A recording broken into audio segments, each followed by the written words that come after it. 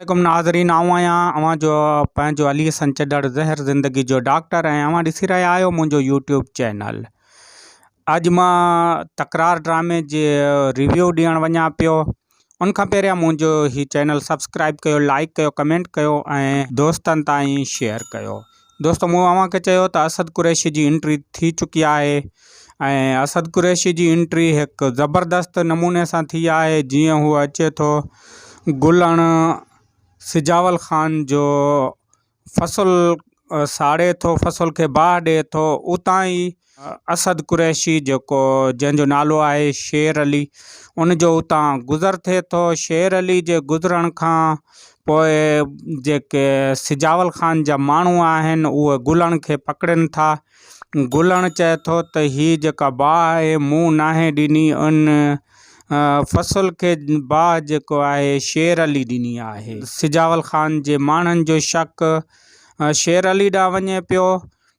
होॾां मूसा जेको आहे बहावल ख़ान सां मिलणु वञे थो, पर बहावल ख़ान हुन ते बंदूक ताणे थो, हू उतां निकिरी अचे थो ऐं मीर बि राज़ी थी चुको आहे त राणी मूंखे मिले।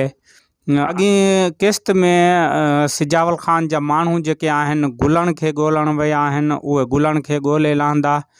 इहो ॾिसणो आहे त हू हुनखे पकड़नि था या नथा पकड़नि, पर ॿिए पासे अकबर शेर अली ॾांहुं वञे थो। इहा हिकु ज़बरदस्त एंट्री हूंदी अकबर जी। अकबर जॾहिं उते पहुचे थो त हू शेर अली खे चवे थो त अव्हां मुंहिंजे ई फ़सुल खे बाह ॾिनी आहे, सिजावल ख़ान जे फ़सुल खे अव्हां बाह ॾिनी आहे।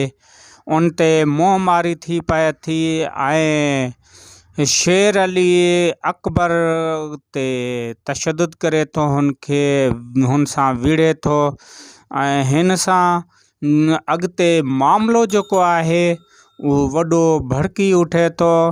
ऐं अव्हांखे ॿुधाईंदो हलां त शेर अली खे बहावल ख़ान जी उताक तां गिरफ़्तार करायो वियो हुयो, हुन ते कूड़ो इल्ज़ाम ॾिनो वियो हुयो, पर उहा ख़बर नाहे पई त हीउ कमु बहावल ख़ान कयो आहे या सिजावल ख़ान कयो आहे। इन ॻोल्हा में शेर अली निकिरंदो ऐं उन्ही माण्हू खे ॻोल्हींदो जेको हिन खे जेल मोकिलियो हुयो।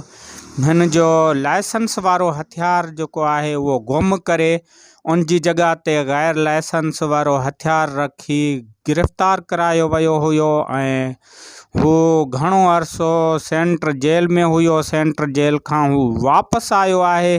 वापसि ईंदे ई उन्हनि माण्हुनि जी ॻोल्हा शुरू करे ॾिनी आहे जेके हिन खे गिरफ़्तार करायो हुयो, पर इहा अञा ताईं हुनखे ॼाण न पई आहे त कंहिं गिरफ़्तार करायो आहे। होॾां सिजावल ख़ान पंहिंजी घरवारी जो इलाजु कराइण कराची निकिरी वियो आहे ऐं अकबर वारा हुननि खे ॿुधाइनि नथा, फ़सुल तबाह थी चुको आहे ऐं उहे उन माण्हू खे ॻोल्हनि पिया जंहिं उन जो फ़सुल तबाह करायो आहे। इन माण्हू जी ॻोल्हा कंदे कंदे हू फ़िलहाल त शेर अली वटि पहुता आहिनि ऐं शेर अली हिन वक़्तु ॾमरियल आहे। ॾिसूं था अॻी क़िस्त में त हिन फ़सुल जे साड़ींदड़ जी उन्हनि खे ख़बर पए थी या नथी पए।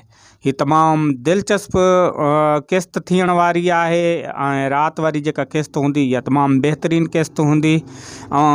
उहा ॾिसंदा ऐं पंहिंजी राय खां ज़रूरु आगाह कंदा। वेंदे वेंदे पंहिंजे अलीअ संचदड़ खे ॾींदा इजाज़त। जेॾां पेर तेॾां ख़ैर ऐं वेंदे वेंदे मुंहिंजे हिन चैनल खे बि सब्सक्राइब कंदा वञो, लाइक कंदा वञो, कमेंट कंदा वञो, जीअं अॻिए क़िस्तनि जो रिव्यू अव्हां ताईं ॾेई सघां। महिरबानियूं दोस्तनि जूं।